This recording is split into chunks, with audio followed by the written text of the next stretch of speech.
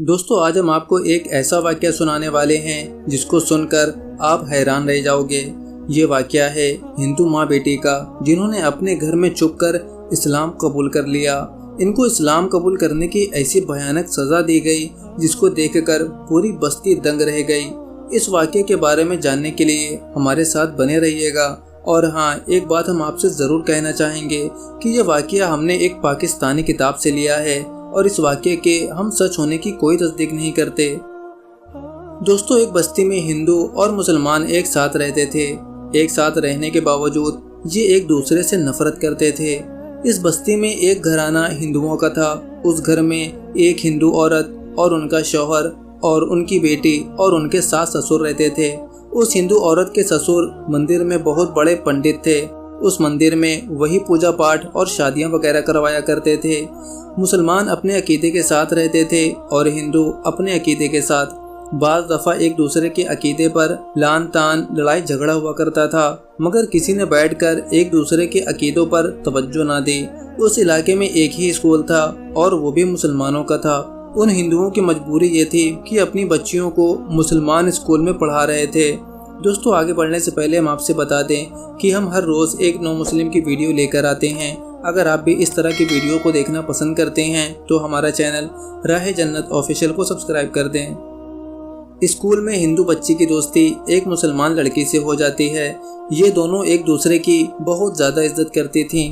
वो मुसलमान लड़की बहुत ही नेक लड़की थी, क्योंकि उस लड़की के वालिद एक मस्जिद के इमाम थे। वो बहुत ही नेक व अल्लाह वाले थे।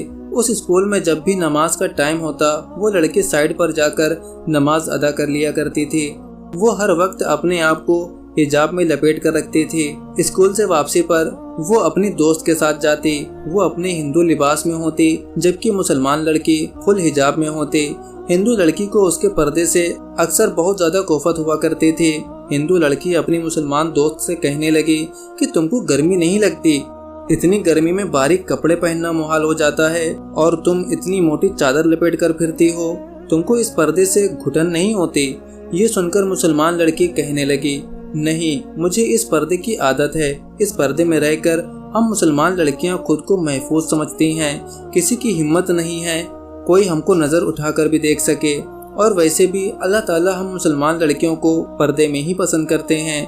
वो हिंदू लड़की कहने लगी कि मैं नहीं मानती कि ऐसा करने से खुद को महफूज समझा जाए। अब तुम मेरी तरफ देख लो, मैं जो चाहे पहन सकती हूँ। उसकी बात पर वो मुसलमान लड़की मुस्कुरा दी, जैसे कह रही हो तुम इसको नहीं समझ पाओगी। फिर एक दिन अल्लाह का करना ऐसा हुआ कि वो हिंदू लड़की अकेली स्कूल से वापस घर आ रही थी कि उसके पीछे 5-6 लड़के लग गए। वो जितना तेज भागती, वो भी उसके पास उसके पीछे उतना तेज चलते। वो उसके जिस्म की हर खदो खाल की तारीफ करते जा रहे थे। वो भागती भागती अपने घर आ पहुंची तो सामने उसके वालिद खड़े थे। उसके वालिद के पूछने पर लड़की ने सारा वाकया बयान किया। उसके बाप ने लड़कों को बहुत ही ज्यादा मारा। फिर अगले दिन जब वो स्कूल जाने लगी तो उसने मुसलमान लड़कियों जैसा दुपट्टे से हिजाब बना लिया। जब उसकी माँ ने देखा तो वो हैरत से कहने लगी कि ये तू क्या कर रही है? मुसलमानों जैसी ओढ़नी क्यों ओढ़े हुए है?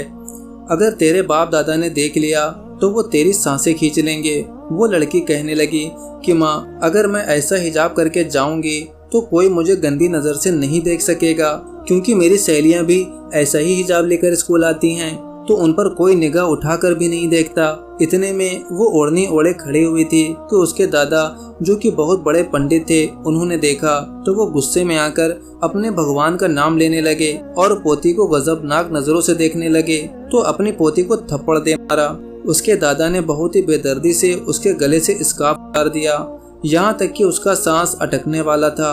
और उसके दादा कहने लगे, आज से तुम मुसलमानों के स्कूल में नहीं जाओगी, बल्कि घर बैठकर अपने हिंदू मजहब की किताबें पढ़ा करोगी।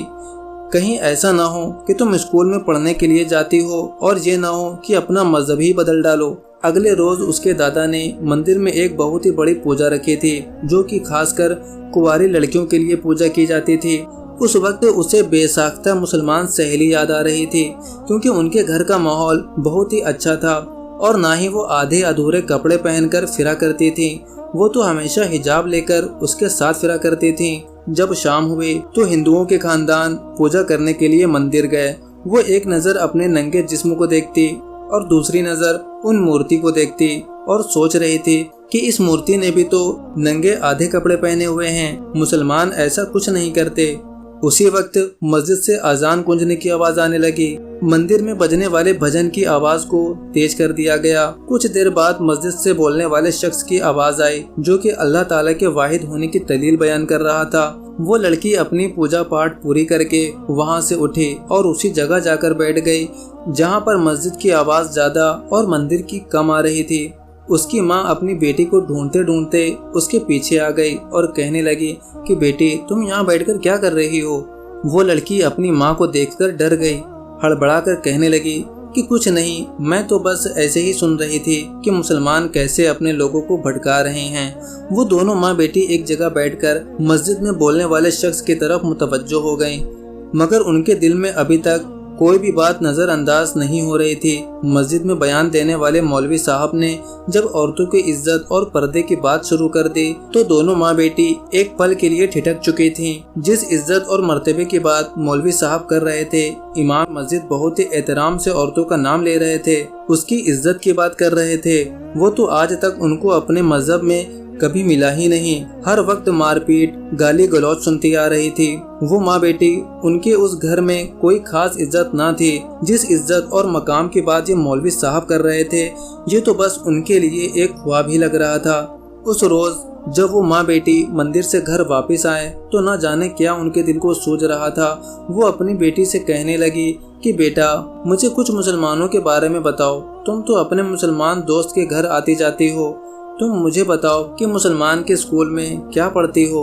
उनमें कोई ना कोई किताब भी होगी जो मुसलमान भला क्या कीदा रखते हैं। हमें तो यही बताया गया है कि ये हमारे भगवानों को बुरा भला कहते हैं, मगर मैंने तो कल उनकी जुबान से ऐसा कोई भी लफ्ज नहीं सुना।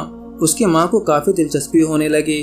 फिर एकदम से उसकी बेटी को याद आया कि उसके पास उनकी दोस्त की एक इस्लामी किताब थी जो कि वो फ्री होकर क्लास में पढ़ा करती थी, और मैं गलती से उस किताब को अपनी किताबों में ले आई थी। जब उसने वो किताब खोली, इस्लाम को देखा तो उसमें सबसे पहले उसकी नज़र पड़ी जिसमें लिखा हुआ था कि इस्लाम क्या है। वो पढ़ती गई और उसकी माँ सुनती गई। वो अलिफ से ये तक इस्लाम के बारे में जान चुकी थी।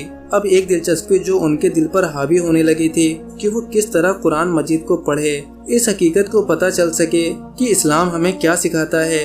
वो घर में किसी के सामने इस बात का जिक्र नहीं कर सकती थी। बेटी अपनी माँ को कहने लगी कि माँ, अरबी पढ़ना मैं जानती हूँ, अगर हमें कुरान मजीद मिल जाए तो मैं आपको पढ़कर सुना दूंगी, मगर अब मसला ये है कि कुरान मजीद उन्हें कहाँ से मिलता? अगर वो बाजार से लाती हैं तो कोई न कोई उसको पहचान लेगा कि हम हिंदू हैं। हो सकता है कि हिंदू होने की वजह से हमें कोई किताब ना दे। फिर उनको एक तरकीब सूझी, क्यों ना हम रास्ते में पर्दा करके कुरान मजीद खरीद लाएं, ऐसे कोई हमें पहचान भी नहीं पाएगा। अब वो घर का सामान खरीदने के बहाने कुरान मजीद लेने गई। जैसे ही उसकी बेटी ने कुरान मजीद को हाथ में पकड़ा तो उसके हाथ लरजने लगे, कांपने लगे। दोनों माँ बेटी के रोंगटे खड़े हो रहे थे। जब माँ ने बेटी से पूछा तो बेटी कहने लगी कि पता नहीं माँ, मुझे ऐसा महसूस हो रहा है जैसे मैं दुनिया की बहुत ही भारी चीज उठाए हुए हूँ। पता नहीं आखिर क्या राज है इस किताब में। मैं जब घर में दाखिल हुई तो फौरन अपने कमरे में चली गई। तभी उसकी दादी को कुछ महसूस हुआ कि कुछ न कुछ तो गड़बड़ है, जो ये सीने से लगाकर कमरे में चली गई है। जैसे ही सब घर से बाहर जाते और सास उनके घर वाले मंदिर में बैठकर अपने भगवान की पूजा किया करती थीं, तो ये दोनों माँ बेटी तर्जुमे के साथ कुरान पाक पढ़ा करती थीं। उन्होंने नमाज पढ़ना भी सीख ली। आहिस्ता आहिस्ता वो इस्लाम की तरफ माइल होने लगी। पहले तो ये अपनी सास के साथ पूजा की तैयारी भी करवाया करती थीं, मगर अब वो इस बात की तरफ जरा भी ध्यान नहीं दे रही थी। सास को कुछ तो दाल में काला लग रहा था। एक शाम खाने के वक्त उसके ससुर ने एक डोल में गाय का पेशाब लेकर रखा हुआ था। दोनों माँ बेटी एक दूसरे का चेहरा देखने लगे। जब सास ने ये महसूस किया तो उसने वो डोल अपनी बहू के सामने रख दिया और कहने लगी कि बहू पियो, तुम्हारी रंगत बहुत पीली पड़ रही है। क्या बात है? उसने जानबूझकर डोल को झटक दिया और बेहोश होने का नाटक करने लगी। बेटी अपनी माँ को थामकर फौरन से कहने लगी कि माँ की तबीयत बहुत ज्यादा खराब है, मगर सास को कुछ और ही रंग दिखाई देने लगा। अगले रोज दोनों माँ बेटी सबकी नजरों से छुपकर मस्जिद के इमाम के पास गईं। उस वक्त मस्जिद में वो मौजूद थे। उस अल्लाह वाले ने उनसे पूछा कि आप दोनों यहाँ क्यों आई हैं? उनकी आंखों में आंसू आने लगे और कहने लगी कि हम दोनों माँ बेटी इस्लाम को कबूल करना चाहती हैं। ये बात हमारे घर वालों को नहीं पता। फिर वो तमाम वाक़यात उनको बताने लगी। उस पर अल्लाह वाले मुस्कुराए और कहने लगे कि तुम्हारे लिए मुश्किलात हो सकती हैं, मगर जवाब में उन दोनों ने कहा कि हम सब कुछ कबूल कर लेंगे, बस मुझे इस्लाम मजहब में दाखिल होना है। मौलवी साहब ने अपनी बीवी को बुलाया और उनकी बीवी ने उन दोनों को कलमा पढ़ाया और तोहफे में उनको कुरान मजीद दिया। अब ये ऐसा महसूस कर रही थी जैसे उनका दिल बहुत ही सुकून में हो। उनके दिल का गुबार हट चुका था। अब वो माँ बेटी हर रोज 5 वक्त की नमाज पढ़ती और सबसे छुपकर धीमी आवाज में कुरान पाक की तिलावत किया करती थी। मौलवी साहब ने उन दोनों माँ बेटी का नाम भी बदल दिया था। एक दिन माँ बेटी कमरे में नमाज पढ़ रही थी। अचानक उसकी सास पूजा छोड़कर बहू के कमरे में कुछ लेने आई। जब उसने दरवाजा बंद देखा तो उसको शक हुआ। खिड़की का पर्दा खोलकर जब उसने अंदर देखा तो उसके तो जैसे पैरों तले जमीन निकल गई थी। सामने उसकी बहू और पोती नमाज पढ़ रही थी। पास कुरान मजीद भी रखा हुआ था। जैसे ही उसके बाप को पता चला, उसने माँ बेटी दोनों को गर्दन से पोंछ लिया और उन दोनों पर इतना तशद्दुद किया, वो दोनों माँ बेटी लहू-लुहान हो गईं। वो दोनों यही कहती रही कि हम इस्लाम मजहब को नहीं छोड़ेंगे, चाहे तुम हम लोगों का रिश्ता तोड़ डालो, हमें छोड़ दो, इस घर से निकाल दो। अल्लाह हमारे सर पर मौजूद है, वो हमें कभी रुस्वा नहीं होने देगा। उनके पंडित दादा ने अपने बेटे से उन दोनों को खिलवाकर कमरे में बंद कर दिया और कहने लगे कि 24 घंटे के अंदर अंदर तुम अपने हिंदू मजहब में वापस आ जाओ, वरना अपनी मौत को कबूल कर लो। वो कहने लगी कि हम इस्लाम नहीं छोड़ेंगे, चाहे कुछ भी हो जाए, तुम लोग हमारी जान ही क्यों ना ले लो। आहिस्ता आहिस्ता ये बात पूरे इलाके में फैल गई। सारे हिंदू कहने लगे आज अगर इनको छोड़ दिया गया तो बाकी सब लोग भी बागी हो जाएंगे। इन दोनों माँ बेटी को जिंदा आग में जला देना चाहिए। सब हिंदुओं ने जमा होकर उनके कमरे पर मिट्टी का तेल छिड़का और दोनों को लगा दी। अल्लाह अकबर।